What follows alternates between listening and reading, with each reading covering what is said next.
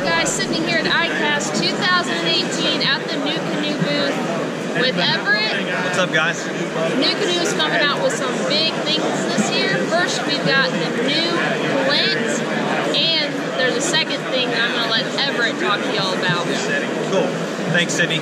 So yeah, last year you guys actually saw the Flint release.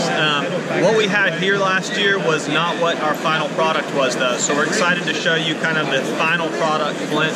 What we'll do is step over to this really sexy Storm Flint that's set up kind of in a base model first, and I'll run you through the features of that, and then we'll step over and talk about the pièce de résistance, like the ultimate Flint.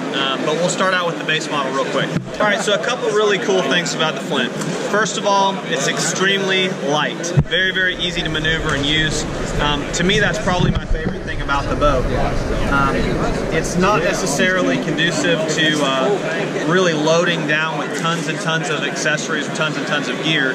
The self-bailing capacity is still 375 pounds, but it has a fairly low freeboard. So, you know, as far as I'm concerned, this is the boat that I'm mainly using for smaller water and creeks. But the awesome trade-off you get for that is it still tracks extremely well, it's still fast, maneuverable, but you get great stuff like built-in paddle storage. This is a combination handle and paddle keeper.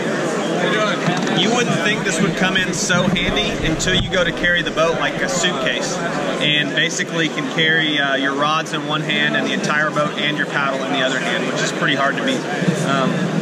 Weight without the seat in it is right around 70 pounds, so it's pretty light, especially for me. You can also carry it overhead or car top and extremely easy. It still features a really open deck, but one of the things that we changed about this boat is it's got a lot more drainage. So you'll notice we've got a 2-1 layout for configuration of the scuppers.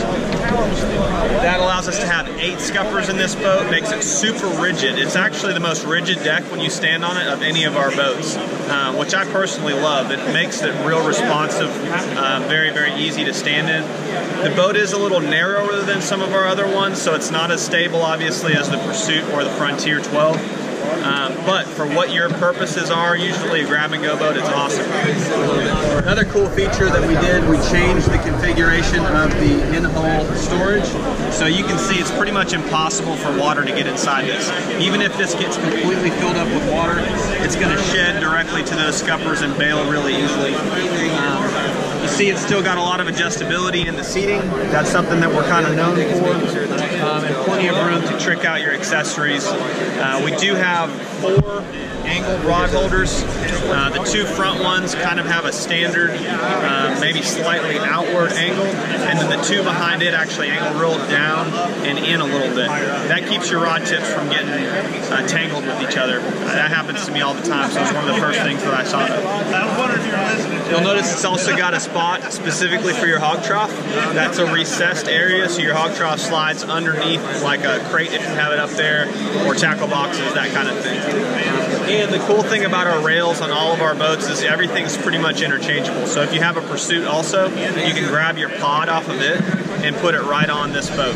So that's one of the things I like it about. I use the same dashboard from one boat to the next. This one's set up with an Anchor, micro power pole. I have one of these that I use on all my boats.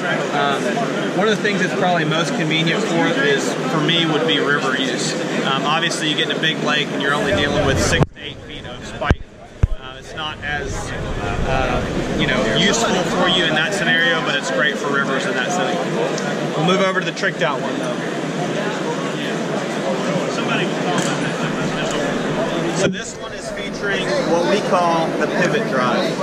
Now last year we introduced everybody to the Pro Drive, and the Pro Drive was sort of our first generation or first iteration to a pedal drive that could be used on our kayaks, but it wasn't available on the Flint.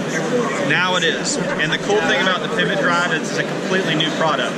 It's the same concept, which is a worm drive, something that can be easily moved from one boat to the next. But the cool thing about this one is it's got a lot more adjustability. It does feature this transom mount prop that has the ability to kick up out of the way. If you want to zoom in here for me, Jason. It features a latch here on the bottom. As you can see, that latch is controlled by your cleat up front. So when I want to put it in breakaway mode, I create just a little bit of tension, and that allows the drive to kick up out of the way. If I don't, and I release the tension, the drive locks. So I have reverse. And as anybody who's ever used a pedal drive will tell you, reverse is extremely helpful. But you want the ability to have it break away if you're running through rocks or anything like that. We move up front. You'll notice the difference between this and the previous drive if you've seen any of our other videos. The way that it mounts to the actual boat itself is going to be unique. We're going to have a different mount for each boat, obviously, because the track layout's a little different from the Flint has too.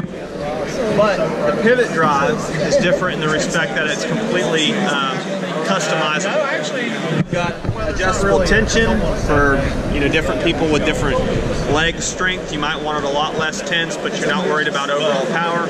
Other people might want to really be able to dig deep and they want tighter tension on it. And then my favorite part of all, our boats have always been known for having real clean open decks because people like to stand and fish in them. So now you have the ability to open your deck up and have this big cockpit. The cool thing about this though is it's still functional even when it's been adjusted. So you'll see some drives that you can kick up out of the water, but they're not of any use or any function. I've actually been known to reach down and give myself a few cranks just to turn the boat where I want it to be.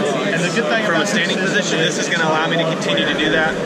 Or if you want to move your seat forward or backward, you can actually use this as a leg adjustment. The guy holding the camera is a little bit taller than me, and Sydney's shorter than any of us. So it's a lot easier to have one drive that fits everybody than to have to try to change things up. That's it. It still allows for some functionality with our hog trough there.